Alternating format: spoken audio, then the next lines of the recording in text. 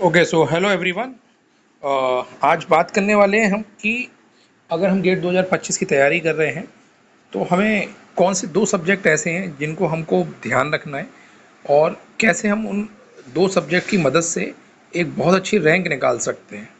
ठीक है, सिर्फ दो सब्जेक्ट की बात करूंगा मैं और उनसे एक रैंक निकल आएगी। अगर आप रैंक नहीं भी निकाल पा रहे हैं तो इतना श्योर है कि आप कट ऑफ मार्क्स तो निकाल लेंगे। ठीक है, तो आज बात कर लेते हैं हम इस चीज़ की कि अगर हमको एक रैंक निकालनी है गेट 2025 में।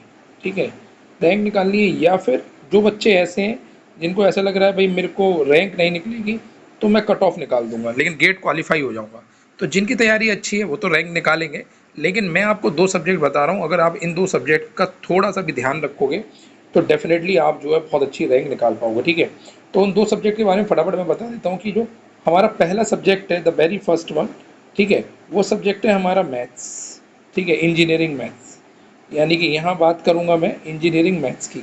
तो इंजीनियरिंग मैथ्स आप अगर गेट एस्पिरेंट है तो आपको नहीं छोड़ना चाहिए।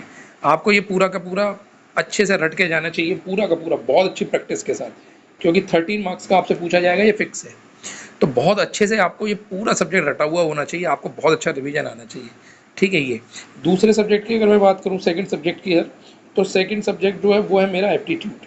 ठीक है, सेकंड सब्जेक्ट है एफटी। ठीक है, 15 नंबर का एफटी हमसे पूछा जाता है, 13 नंबर का मैथ पूछा जाता है, टोटल 28 मार्क्स होते हैं। 28 मार्क्स एक बहुत अच्छे मार्क्स हैं अगर आप इसमें फुल स्कोर करते हो। ठीक है, अगर फुल स्कोर नहीं करते हो तो तब भी ये आपके लिए काफ़ी बेनिफिट है, बेनिफिट देगा। जैसे मेरी बात करूँ तो मैंने इस बार 2014 में, ओ सॉरी 2014 नहीं, 2024 मेरी रैंक है 40, ऑल इंडिया रैंक है मेरी 40। ठीक है, ईसी में। तो अगर आप देखोगे तो मेरा जो स्कोर है एफटी और मैथ मिलाकर, ठीक है, तो मेरी एफटी 15 में से 15 है। ठीक है, 15 में से 15 है और जो मैथ है 13। ठीक है, उसमें से मेरे 11 नंबर है। तो 15 और 11 अगर आप काउंट करोगे तो आपको टोटल नंबर होगा 26। तो 28 में से मेरे 26 नंबर आए हैं। ठीक है, इलेक्ट्रॉनिक्स के पेपर में। और मैंने इंस्ट्रूमेंटेशन का पेपर दिया था, उसमें मेरी रैंक 61 है, ऑल इंडिया रैंक, तो उसमें भी मेरे एफटी में 15 में 15 है। ठीक है, मैथ का मैंने काउंट नहीं करा, मैं भूल गया हूँ, मुझे नहीं ध्यान है कितना है, लेकिन एफटी में मेरे दोनों ईसी में और इलेक्ट्रिकल, ओ सॉरी, इंस्ट्रूमेंटेशन, दोनों पेपर में मेरे 15 में 15 है। इससे पहले भी मैंने गेट के पेपर दिए हैं। ठीक है, तो एफटी में मेरा अच्छा स्कोर रहता है क्योंकि मेरी एफटी की प्रैक्टिस अच्छी है, मैं करता रहता हूँ, काफ़ी प्रैक्टिस करता रहता हूँ। ठीक है, तो मैं आपको यही, आपको भी सजेस्ट करूँगा कि लोग बहुत इसको लाइट ले लेते हैं कि हम ऐसे करेंगे, हम लास्ट में करेंगे। ठीक है, कौन सी बुक से पढ़ें, किससे पढ़ें, तो इसको लाइटली नहीं लेना है, बाद में नहीं पढ़ना है। कोई बुक पढ़ने की ज़रूरत नहीं, मैं आपको बताऊँ, कुछ मत करो। ठीक है, जो प्रीवियस ईयर के पेपर है ना, प्रीवियस ईयर के जो क्वेश्चन है उन्हीं को आप 5 6 10 क्वेश्चन डेली लगाते रहो, जितना आपका इंटरेस्ट हो। अगर आपका इंटरेस्ट 3 क्वेश्चन का तो 3 लगा लो, कभी लगता है 4 क्वेश्चन का 4 लगा लो। मतलब डेली आप 30 मिनट 40 मिनट आप इसको देते रहो, इसको ना हैबिट बना लो एक, कि आपको एफटी करना ही करना है। ऐसे ही सिमिलरली मैथ अगर आपको नहीं आती है तो पहले आपका काम है कि आप पहले इंजीनियरिंग मैथ को पूरा सिलेबस उसका जो है उसको निपटा दो। ठीक है, मैं तो ये कहूँगा कि अगर आप तैयारी कर रहे हो तो इस सब्जेक्ट को अगले 20 या 25 दिन में इसको ख़त्म कर दो। ठीक है, इंजीनियरिंग मैथ बहुत बड़ी बात नहीं है, लेकिन ये इंजीनियरिंग मैथ 20 25 दिन में वही ख़त्म कर पाएगा जो बंदा पहले से थोड़ा पढ़ा हुआ होगा। अगर आप पहली बार तैयारी कर रहे हो, आपका फर्स्ट टाइम है, तो हो सकता है आपके लिए मुश्किल हो। ठीक है, जो भी बात है वो मैं आपको सीधे सीधे बात करूँगा, इधर उधर की बात नहीं करूँगा कि आप 5 दिन में तैयार कर लोगे, 4 दिन में। देखो, जो बच्चा पहली बार तैयारी कर रहा है उसके लिए हो सकता है प्रॉब्लम हो कि वो 20 दिन या 25 दिन में ना कर पाए। बहुत से स्टूडेंट होते हैं अच्छे जो कर लेते हैं, लेकिन जो ना कर पाए। लेकिन जो बच्चा कर चुका है ऑलरेडी एक बार और वो इस साल ड्रॉप ले रहा है या फिर 2 साल हो गए हैं उसको, 3 साल हो गए, तो उसके लिए इंजीनियरिंग मैथ बड़ी बात नहीं है, वो 20 दिन में आराम से निपटा लेगा इंजीनियरिंग मैथ। ठीक है, तो आप कोई सी भी ब्रांच से इंजीनियरिंग मैथ आप आराम से निपटा लो 20 दिन में, अगर आप ड्रॉप करो। अगर आप पहली बार कर रहे हो तो देखो टाइम लगेगा, मैं उसके लिए कुछ कह नहीं सकता। मैं ये नहीं कहूँगा कि आप जल्दी करो बाद में करो, आप कोशिश करो। पहली बार जो बच्चे दे रहे हैं, फर्स्ट अटैम्प्ट दे रहे हैं या पहली बार तैयारी कर रहे हैं, कोशिश करें जल्दी से जल्दी खत्म हो जाए। ठीक है, जितना जल्दी समझ में आए। ठीक है, अगर 25 दिन में खत्म होता है, 25 एक महीने में खत्म होता है तो एक महीने दे दो। कोई बच्चा कहेगा मैं 15 दिन में खत्म कर दूँ, 15 में कर दो।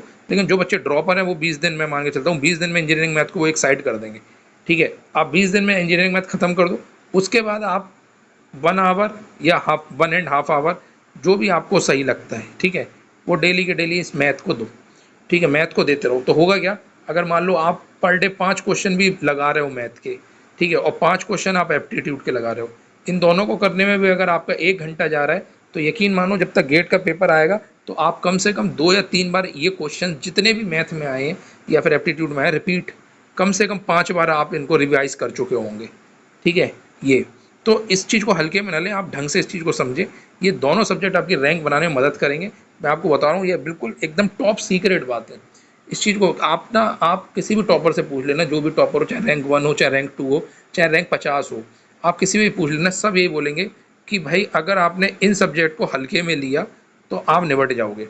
अभी शायद किसी एक ब्रांच का टॉपर है, मैं उसका एक इंटरव्यू देख रहा था, सिविल का है या